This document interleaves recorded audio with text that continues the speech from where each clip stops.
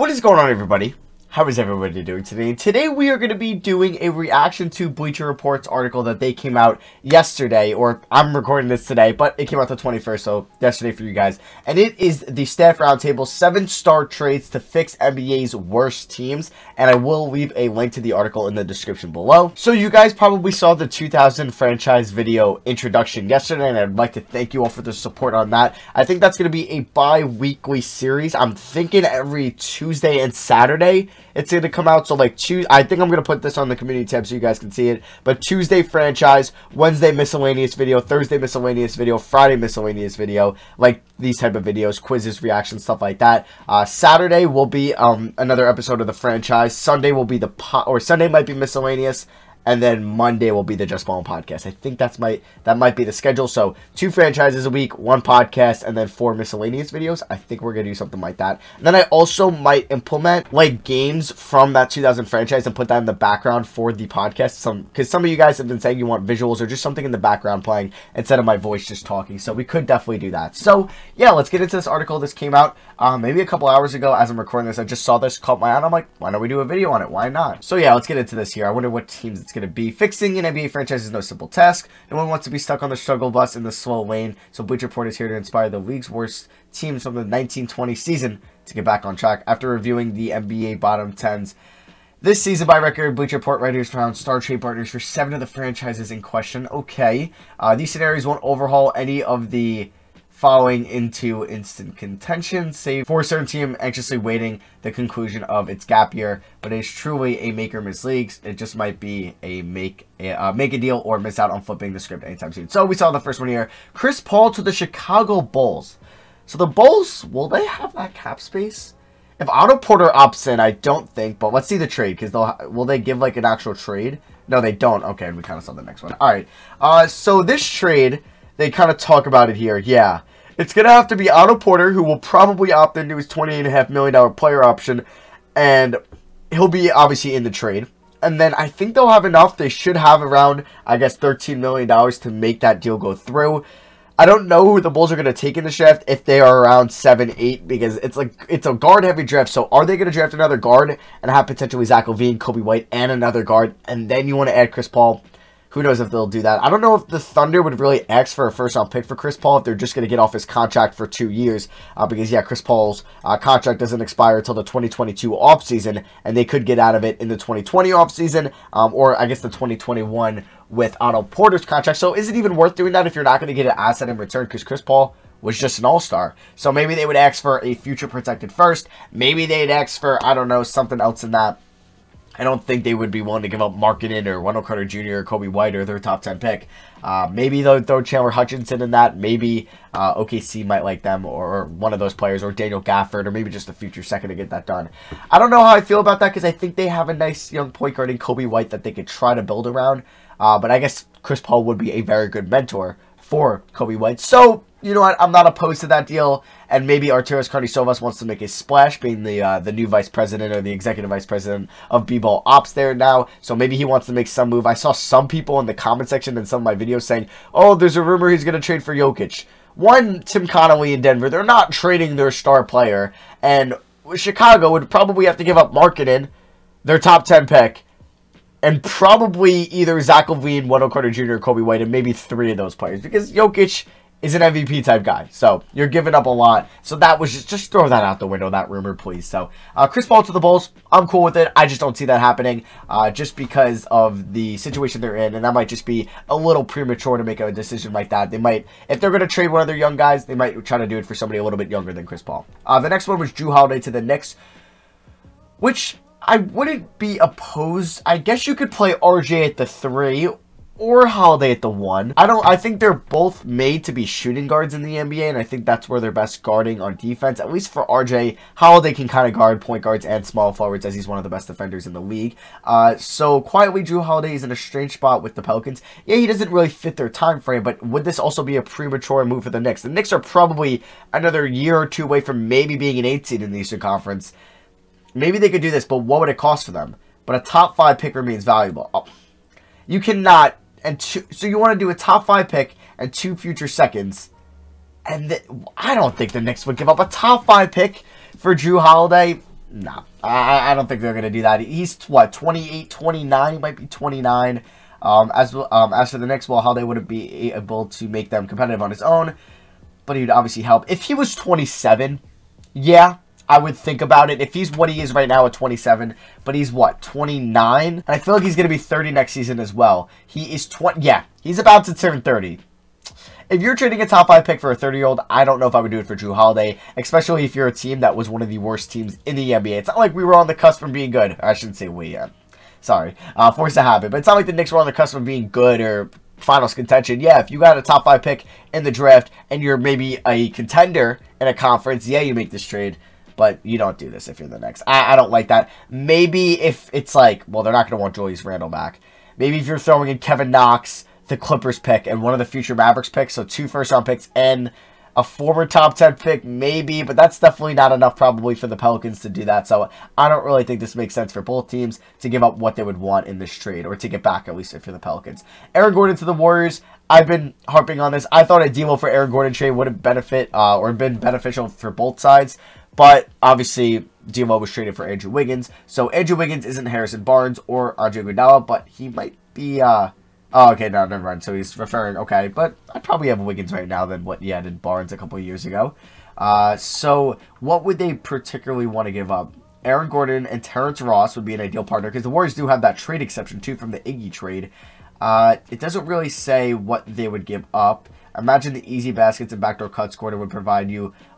Replace Alfred Payton, Shelvin Mack, DJ Augustine with Steph Curry and Raw. Okay. Okay, so Wiggins could become an interesting project, especially if added to the Warriors' 2020 first-round pick or Minnesota's top 3. So you're going to basically ask for Wiggins and one of those first for Gordon and Terrence Ross. I don't see Golden State giving away a top 5 pick for Aaron Gordon. Yeah, maybe in this shift, if they fall to 5, maybe they would do 5 for Gordon and Ross. But they do have the trade exception, but that's probably not enough. Maybe they could do 5. And maybe they're first next year, like, lottery protected for Aaron Gordon, but now we're getting ahead of ourselves because I don't think they would obviously do that. So I think that'd be a little much for Golden State to be giving up Wiggins, who they just kind of traded D'Lo mainly for, and then either Minnesota's pick next year or their pick this year. Maybe they're not too high on Minnesota's pick next year because it might be like 10 to 15, but that draft is supposed to be a lot better in 2021 when you have guys like Jalen Green, Jalen Johnson, Cade Cunningham, Evan Mobley, guys like that. So maybe they would value that Minnesota pick over their pick this year. I really thought like D'Lo for Gordon was kind of perfect for both teams, but maybe a Wiggins in the Minnesota pick for Gordon. But now, I do think both Isaac and Aaron Gordon are both true power forwards. So I really want them to, and I think they would obviously choose Jonathan Isaac over Aaron Gordon due to his age, versatility, and potential. But I don't know who's going to trade for Aaron Gordon. There was a rumor for Kelly Oubre for Aaron Gordon back at the deadline. So we'll see if Aaron Gordon gets moved in the offseason. I could see it happening, definitely, because people thought that the Magic were going to be around a 3, 4, or 5 seed this year, and they were bad. I think they ended up as the 8 seed in the Eastern Conference. They were below 500, and I think Isaac isn't going to be a nice counterpartner forward to Aaron Gordon. I think they're both power forwards, and they both want to play as power forwards, so I think they should try to add another good offensive threat because they need it, because their defense is solid, but their offense, it's not that good. Fultz, Fournier, maybe a Kelly Oubre, I guess Wiggins type player, and then you could have Isaac and then Vucevic. Maybe Bobama still has some value. I do think Aaron Gordon definitely has a good chance at getting traded in this offseason, though. CJ McCollum to the Cavs. All right. What? Let's. I'm interested to see kind of what a deal would look like here. While the plan is to develop Garland, Sexton, and Porter, this could also be a playoff team in the Eastern Conference. I mean, he's from Ohio, right? Because Lehigh. Or no, Lehigh is in Ohio. That's... Wait, is it the Lehigh in Ohio or the one in Pennsylvania? I'm pretty sure it's the one in Pennsylvania, but I thought he was from Ohio. I remember reading that. Duh. Okay, I could read. CJ McCollum grew up an hour south of Cleveland in Canton, Ohio. Gotcha, okay. So what would this maybe include? The trio of McCollum, Love, and Drummond averages 29 years in age and would be complemented by a high upside 2019 first-round picks, Garland and Porter. So they're saying Sexton. So they're saying they would do Sexton for McCollum? Huh.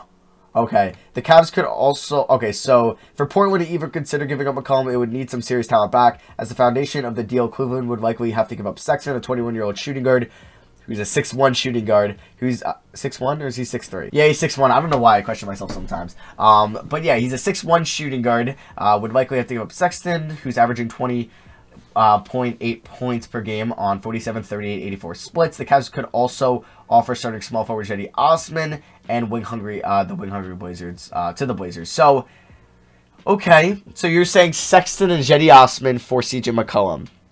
I don't see Portland doing that. Now you kind of have a shooting guard. You don't really have a good defensive backcourt now, and you didn't already. And I would rather have McCollum than Sexton. Yes, you're kind of looking for the future, and maybe you could have more cap flexibility now to maybe sign somebody in 2020. Like a DeMar DeRozan. No, I'm just kidding, but Lillard, what would you rather have? Lillard, Sexton, and let's say DeMar DeRozan? Or would you rather have Lillard, McCollum, and let's say, or like an Otto Porter, like Rodney Hood, like somebody in that category? It's definitely a debate, but I don't see the Blazers probably doing that unless they get draft capital. Maybe, I don't know. But it would be cool to see McCollum in Cleveland. I think they wanted to get him, though, back when LeBron was there, but they weren't able to. Rudy Gobert to the Wizards. I like it. I like it already. So, this is obviously if the chemistry isn't resolvable, but I think that was just a bluff rumor, and they're going to be fine. But off the top of my head, their top 10 pick, the Wizards. I don't think they would want to give up Hashimura, but their top 10 picking like Thomas Bryant and Mo Wagner. Maybe they would have to give up that. So the Wizards are just one spot out of the Eastern Conference playoffs. Okay, so, yeah, Rudy Gobert, and then they would probably get a package of 2019. Oh, so they're going to do Rui Hashimura and Thomas Bryant, and probably whatever else it wanted off of Washington's roster for Gobert, including additional young players or draft picks. So you're now giving up Hashimura, Thomas Bryant, and let's say, what are they going to have? The 12th, 11th pick in this year's draft? Might be 10th, somewhere around there. I guess in a weak draft, maybe, because this isn't a good center draft. You do have, like, Onyeka Okongwu, Vernon Carey, James Wiseman. Nothing great kind of outside of Okongwu and Wiseman, or at least those guys are going in the top 10. Or lottery, at least, but probably the top 10. So I guess if you did have Wall, Beal, Bertans, and Gobert, that is a nice core and would probably be a playoff team in the Eastern Conference. What I think they would probably rather do is, if, like what I said, like give up Thomas Bryant, give up Mo Wagner, and let's say give up their top 10 pick, and they're going to try to keep Hashimura at all costs. I think that's what they would try to do. I don't know if they'd be willing to give up 2 top 10 picks, so this year's first round pick and last year's in Hashimura. They might not be in the top 10 this year off the top of my head, but they're around there. Maybe it is a weak draft, so maybe they would. Maybe they're looking like, oh, whoever they got there could just be a rotational guy, and maybe they could just give up Rui Hashimura, who maybe they weren't even that high on after watching him in his rookie year. Possibly. I do think that would be really fun to have Gobert, Wall, and Beal on the same team, but yeah, you're going to have to pay him a lot of money next year. They're going to be paying the luxury tax, so I don't see them doing that for that reason. Caris LeVert to the Atlanta Hawks, okay. So we got the what? We did the Bulls, Knicks, we did the Wizards, we did the Cavs, and is that it? And the Warriors, okay. So we have 2 more teams here. Caris LeVert to the Hawks, I do personally like. Okay, are you going to do John Collins in this trade, or are you going to do, like, DeAndre Hunter? So the Hawks have plenty of intriguing secondary pieces. Cam Reddish, DeAndre Hunter. I thought a LeVert for Aaron Gordon trade could benefit both sides. Like, obviously, the Nets do need a power forward to play alongside KD in either DeAndre Jordan or Jared Allen. And I think they could roll Dinwiddie at the shooting guard position. So they could end up, and they don't have their first round pick in this year's draft. So maybe they don't want to give up LeVert. Maybe they'd rather give up Dinwiddie. Who knows? But so they would probably get either Cam or Hunter, who could be of interest to a Nets organization with a strong record of developing players. Well, they just fired their development coach. Okay, I don't know if they would do that for Hunter and Reddish. Maybe they would. I mean, the Hawks do have their first round pick. Maybe if they fall to like 6 or 7. Can they fall to 6? I think they're what? They're 2 or I think they're 3. If they fall to 6 or 7, maybe they would do 7 for LeVert. That could be something interesting. 7 in LeVert, 4 in LeVert. And then the Nets though maybe 7 for LeVert. I think that could be interesting. And then the last one is Buddy Hield to the Pistons. I don't know if the Pistons would want to take on Buddy Hield. They're rebuilding, and Buddy Hield is what, 27 years old. I don't think that would be a great idea. 28 years old. So if the Knicks decide to bring back Bogdanovic, okay. The Kings need to cut salary, and the Detroit Pistons are in perfect position to lend a hand after letting go of basically Andre Drummond. I guess they could try to be good next year with Derrick Rose, Blake Griffin. They'll have Luke Kennard. I don't know, though. I don't really see that happening for Detroit. I think what they should do is move Derrick Rose on draft night. Try to get a lottery pick if you can for him. Maybe call Portland. Maybe call Washington. See if they would take on Derrick Rose and give them like a late lottery pick. You do that. You build around your top 7 pick. You build around that pick you get for Derrick Rose. And then you shop Blake Griffin. You're probably not going to be able to get rid of him. So you want to be on your team next year. He does what he does. Maybe he'll opt out and try to join somewhere else and get out of Detroit. Maybe he'll opt into his $34 million. Who knows? He's rich, so he doesn't really need the $34 million. And he could probably get, if he has a solid year next year, proves himself once again to be a solid player, stays healthy for most of the year, let's say he plays 65-plus games, averages around 18 points, 9 rebounds, he could probably get at least $15 million a year on a long-term deal, like, let's say, a 3-year deal from a team. So maybe that could happen, and he'll opt out, and I don't think the Pistons should try to be good next year. It's going to be a good draft class next year. I think you tank, and you get another top 5 pick and draft one of the guys I said before to be with your young core of Sekou, Luke Kennard, their first-round pick this year, Christian Wood, etc. So yeah, that is going to be for me. I hope you guys did enjoy the video. I will leave a link to the article in the description, like I said before. Let me know in the comments what you agree with, what you disagree with, and let me know, maybe one of the worst teams in the NBA, what trade do you think they should make? Do you think they should trade for a Bradley Beal? Do you think somebody should do that? Or do you think, like some of these guys mentioned, like a Chris Paul, Karis LeVert, Drew Holiday, they should go out and get? So let me know in the comments below what you guys think. Thank you all for watching. I love you guys, and I'll see you guys next video.